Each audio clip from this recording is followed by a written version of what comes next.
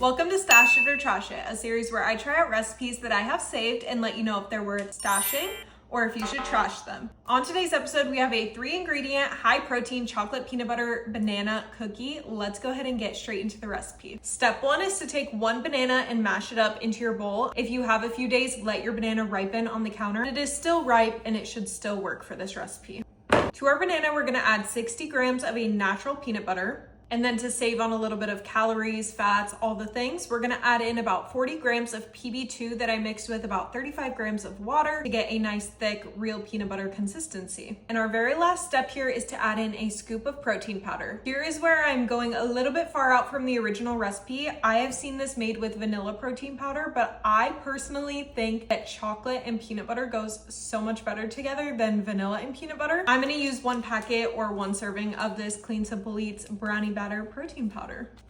In the meantime, I went ahead and lined a baking sheet with some parchment paper. And I'm personally gonna be using a cookie scooper. I think it'll be a lot cleaner, but use whatever you have. A measuring cup will do great as well. I was noticing that my batter wasn't getting super thick, and that was completely my bad. I went back and reread the recipe, and it's actually 2 servings of protein instead of 1. So I'm gonna add in 1 more scoop or serving of this brownie batter protein.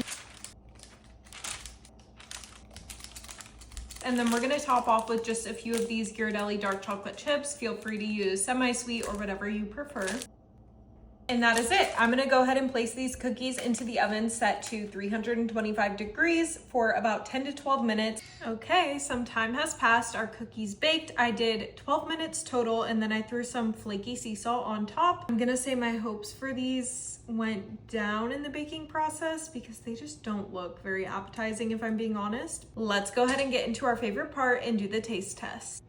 Here goes nothing. Cheers. Okay.